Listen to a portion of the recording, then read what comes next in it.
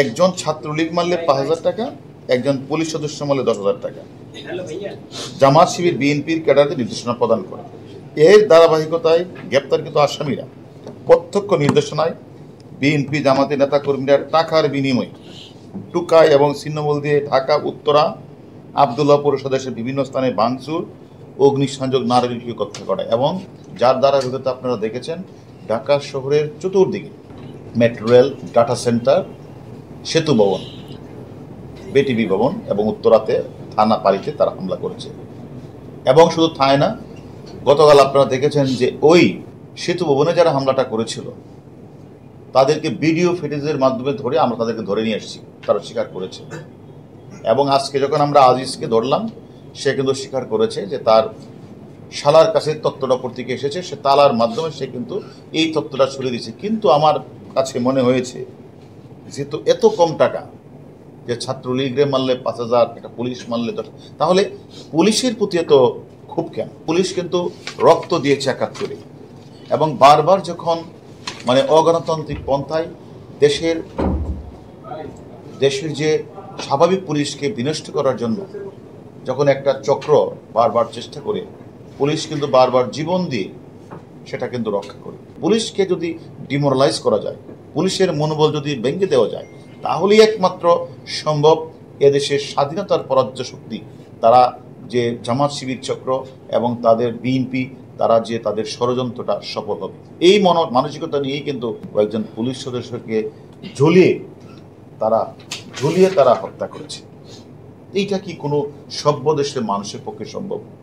কারণ তারা এই রাষ্ট্রটাকে ব্যর্থ করতে চায়, অকার্যকর করতে চায় এবং স্বাধীনতার যে স্বপ্নের যে সোনার বাংলা, যে লক্ষ্যে এটাকে গঠন করতে সেটা থেকে তারা পাকিস্তানি কায়দায় আবার নিয়ে যেতে তাদের অপচেষ্টা।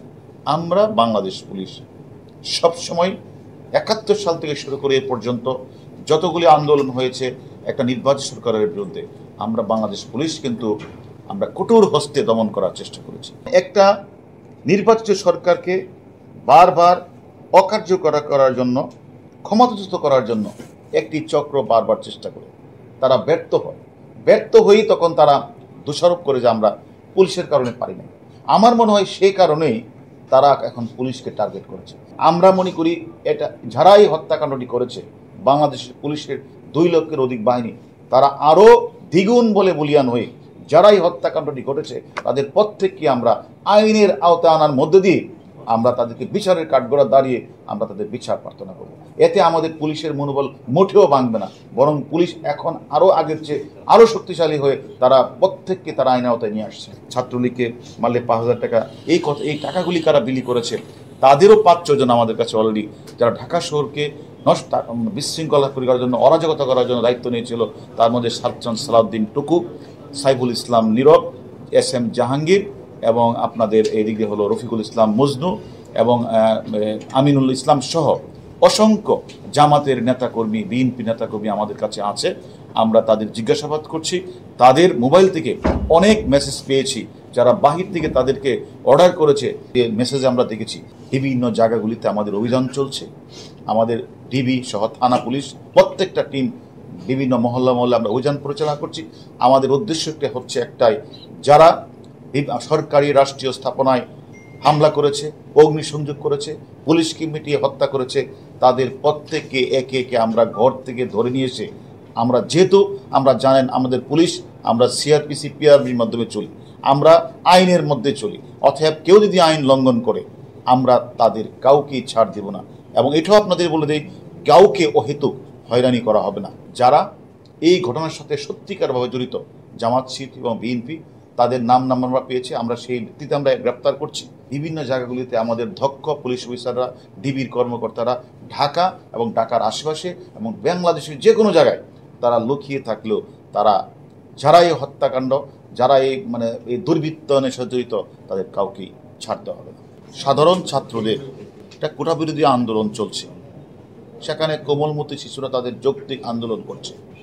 সেই যৌক্তিক আন্দোলনের ভিতরে ঢুকে যারা, অর্থাৎ জামাত শিবির চক্র এবং বিএনপির নতুন নব্য কমিটিতে নেতারা উপরে নির্দেশ পেয়ে তারা যে বিভিন্ন জায়গাগুলিতে ভাঙচুর চালিয়েছে, এটা তো একটা পরিকল্পিত। পরিকল্পিত না হলে তারা এত দ্রুত সময়ের মধ্যে এত লোক বাহির থেকে নিয়ে আসলেন কিভাবে? আর সেখানে তাদের খাবার পৌঁছে দেওয়া, পানি পৌঁছে দেওয়া, অস্ত্র পৌঁছে দেওয়া, লাঠি পৌঁছে দেওয়া এবং তাদের কাছ থেকে রসদ পৌঁছে দেওয়া, এই কাজটি এই ঢাকা শহর থেকেই কিছু উঠতি বয়সী ব্যবসায়ী, জামাতপন্থী ব্যবসায়ী, বিএনপি ব্যবসায়ীরা দিয়েছে। তাদের নাম্বার পেয়েছে, অনেককে আমরা গ্রেপ্তার করেছি এবং তাদের কাছ থেকে টাকা নিয়ে যে নতুন কমিটিতে আসা নেতারা তারা যে টাকাটা বিলি করেছে তাদেরও প্রত্যেককে আমরা গ্রেপ্তার করেছি এবং তারা যাদেরকে মাঠ লেভেলে টাকাটা বিলি করেছে, অস্ত্র সাপ্লাই দিয়েছে, তাদেরও আমরা গ্রেপ্তার করেছি।